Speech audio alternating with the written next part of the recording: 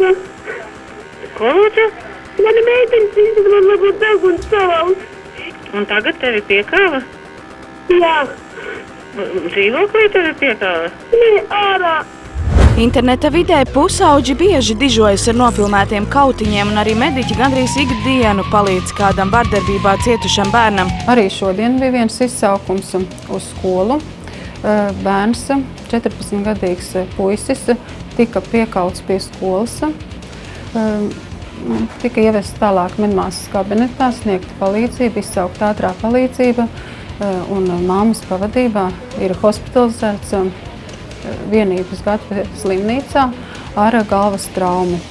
Skolēni bieži vien nerunā par kautiņos gūtajām traumām, tomēr speciālisti uzsver, ka šādus gadījumus nedrīkst atstāt bez ievērības.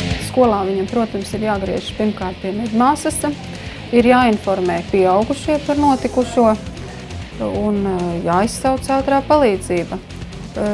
Teiksim, ja tā ir asiņošana, tad jāmēģina apturēt asiņošanu, bet tas arī ir ļoti uzmanīgi un vislabāk ir griezties pie pieaugušiem un tālāk meklēt palīdzību.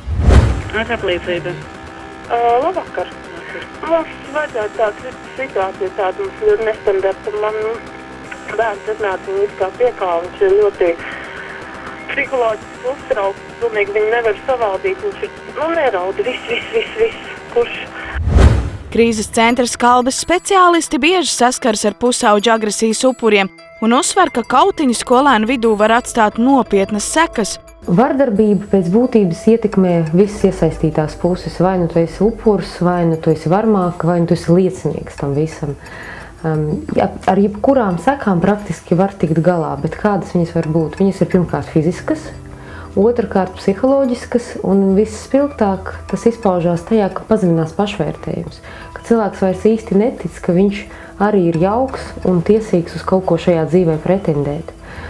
Iespējams, varbūt nomāktība līdz pat depresīvām domām un domām par pašnāvību, tā kā galējā variantā. Jaunieši, kuri fiziski ietekmē citus, visbiežāk paši ir vardarbības upuri, un savas dusmas viņi parasti izgāž uz vājākiem skolas biedriem.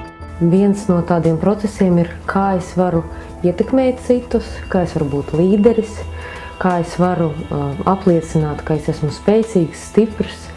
Un, diemžēl, visvienkāršākais veids tas ir agresīvā veidā, jo pārējie veidi viņus ir jāmācās, un arī pieaugušiem ir jābūt labiem piemēriem. Likuma sargi sola pievērs arvien lielāku uzmanību pusauģu kautiņiem, un policisti atgādina, ka no nevainīga ķīviņa līdz nepilngadīgo kolonijai ir tikai viens solis. Inese Supejova, Grīsniņš Grīsnis, Miks Dūcis, Ilbars Frīdenbergs Ansbergs, Degpunktā.